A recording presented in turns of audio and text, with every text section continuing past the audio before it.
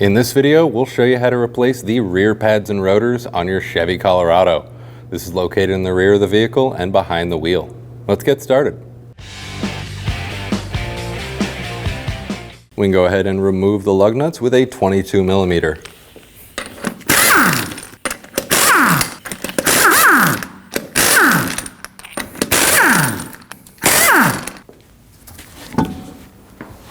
We can remove our rotor screw with a T30 Torx bit.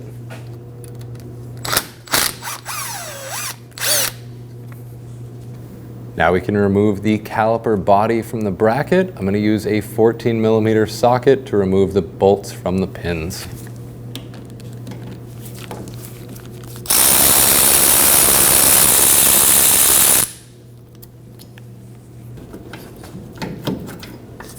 Go ahead and remove the caliper body. Now I'm just going to use a strap and hang up our caliper.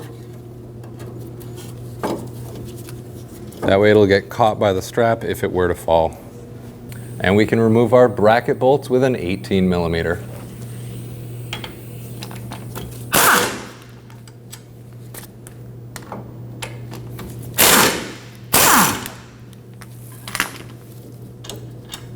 And you can remove the bracket. Looking at the back side of our backing plate, there's a small rubber plug underneath the axle housing. I'm just going to pop that out. Looking through the small hole in the back side of the backing plate, we find the adjuster for the parking brake. Using a flathead screwdriver, I'm just going to turn this upwards using the notches. And just turn that all the way in until it stops. Now we're going to strike the face of the rotor with a hammer. Go ahead and release that from the hub. You want to be very careful not to damage any of your lug studs though.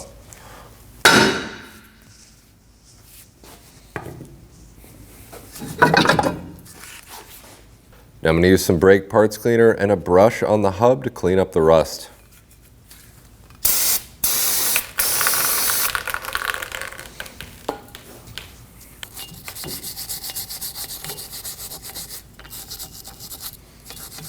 And we can use some anti-seize on the hub. Now I'm going to use some brake parts cleaner and a rag to clean up the oil that comes on our new rotor.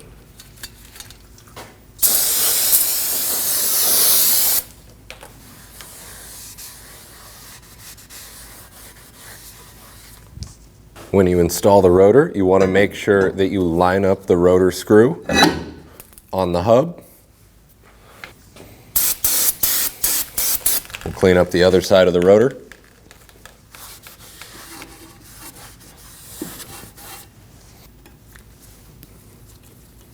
And get the rotor screw started in.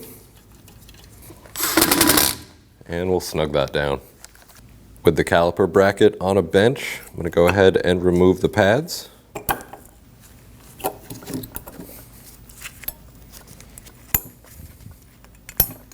Remove the shims as well.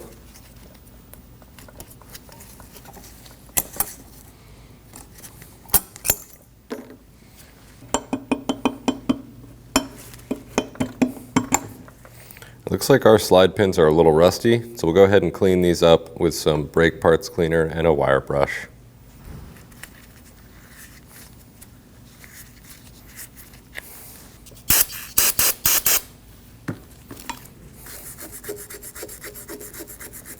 We can do the same on the other side. I'm going to use a bore brush to clean out the brackets.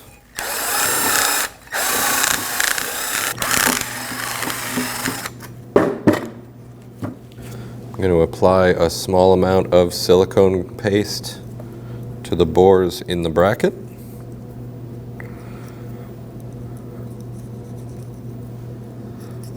We can get the boots back in.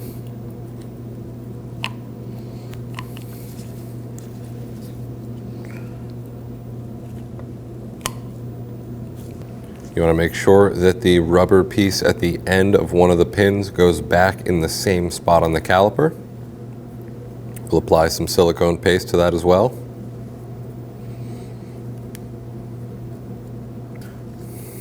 I like to press all the air out of the boot to allow the pin to sit all the way in. And we can do the same with the other pin.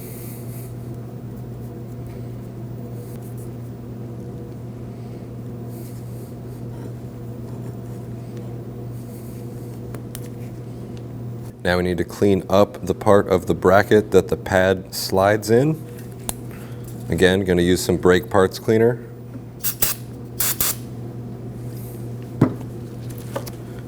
We'll use a wire brush to clean that up.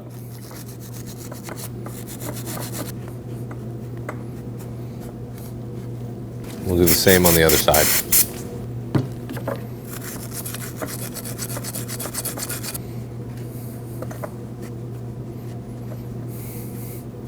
And we can apply some anti-seize to the bracket where our shim will sit.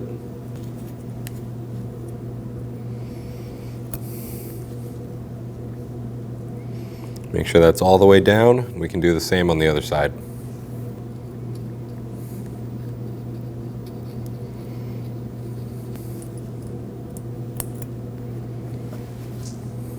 We get the bracket lined up on the knuckle.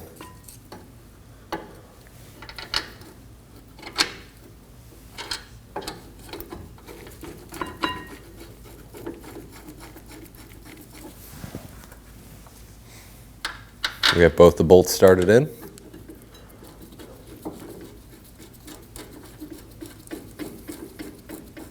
We'll snug those down.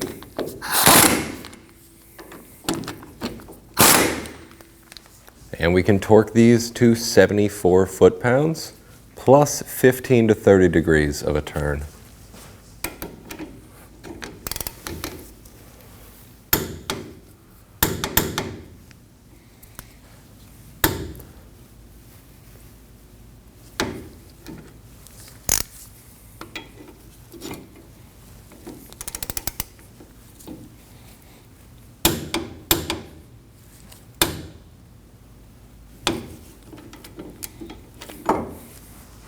Before installing the pads, you need to get the squealer onto the innermost pad on the bottom. Get it on just like that.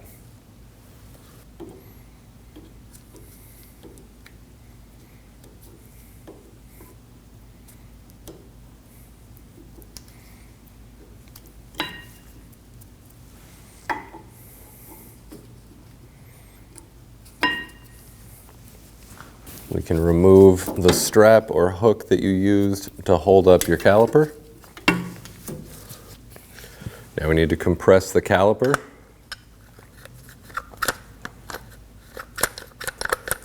I'm using a caliper compressor, but you can certainly use one of the brake pads and a large pair of pliers.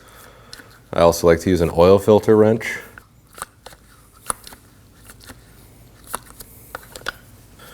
Once the piston is fully compressed and slides over the pads, you can go ahead and get the pins lined up on the back side.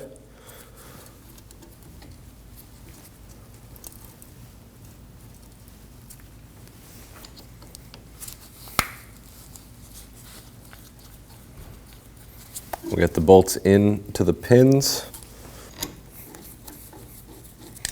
We can torque these slide pin bolts to 25 foot-pounds.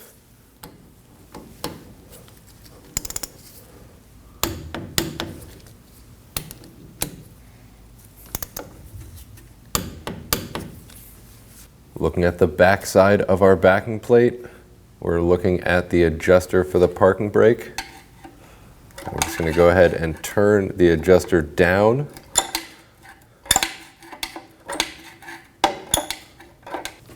You want to occasionally, as you're turning this in, check to make sure that it stops and holds the rotor at a certain point. Once it is holding the rotor from moving,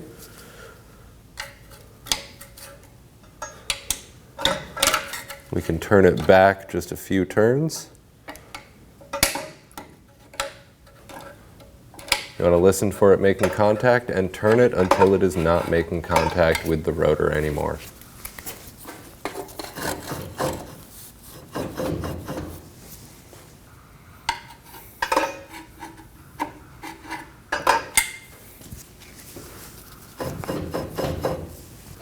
You could apply a little bit of grease to the plug.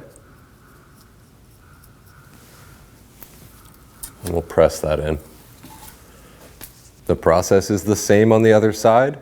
Go ahead and press your brake pedal a few times to seat the pads back into the rotor before you take it for a test drive.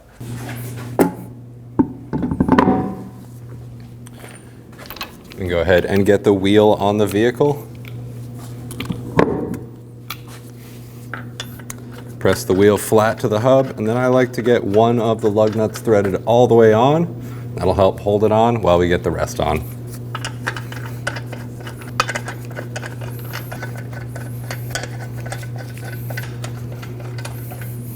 And we can snug these down in a star pattern.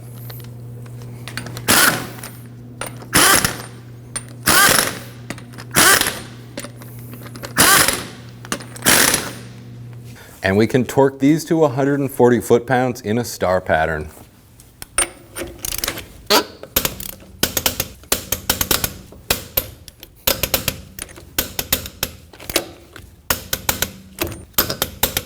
Thanks for watching. When only the best will do, demand TRQ. The only company that lets you view before you do.